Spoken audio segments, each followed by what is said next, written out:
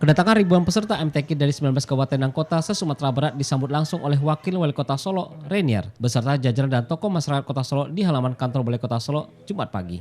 Setidaknya sebanyak 1.099 orang kori dan koriah dari 19 kabupaten kota dan kota di Sumatera Barat akan berlomba pada ajang MTQ Nasional 3 Provinsi Sumbar ke-38 yang digelar di Kota Solo hingga 21 Juni mendatang. Mulai dari melakukan registrasi peserta hingga penetapan pemundokan khalifah dilakukan secara terstruktur. MTQ ke-38 tingkat Sumatera Barat antara lain akan diselenggarakan di Gedung Kubung Tigo Balai, Aula Sanggar Kegiatan Belajar, Sport Hall Tanjung Paku, MAN dan MTSN Kota Solo. Lapangan Merdeka Solo akan menjadi lokasi pembukaan dan penutupan, serta pertandingan cabang paling bergengsi yakni tilawah kategori dewasa dan qiraat Al-Quran. Pada pagelaran MTQ yang ke-38 ini juga turut dilombakan kategori tartil eksekutif yang korinya berasal dari kalangan pejabat eselon 2 seluruh kabupaten kota di Sumatera Barat. Kota Solo sebagai tuan rumah menargetkan wakilnya bisa masuk ke 5 besar dalam pagelaran MTQ Nasional 3 Provinsi ini. Sebelumnya Kota Solo menempati posisi ke-8 pada MTQ ke-37 di Padang Pariaman pada 2017 lalu.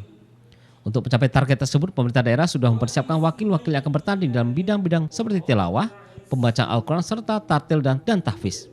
Untuk MTQ ke-38, pemerintah Kota Solo sudah mempersiapkan 11 masjid, 3 gedung, 2 sekolah, dan 1 lapangan sepak bola sebagai tempat pelaksanaan. Ya jelas ini semua momen kesempatan emas bagi masyarakat Solo. Karena tahun depan itu tingkat nasional. Artinya kita tidak mau main-main mempersiapkan ini dan kita mau Solo dicatat kesuksesan kita ini.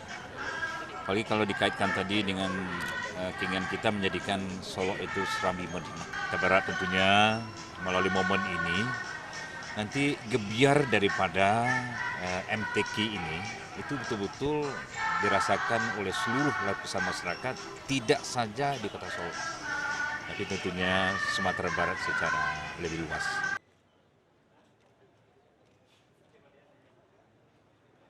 Dari Kota Solo, Budi Sunandar Ainis melaporkan.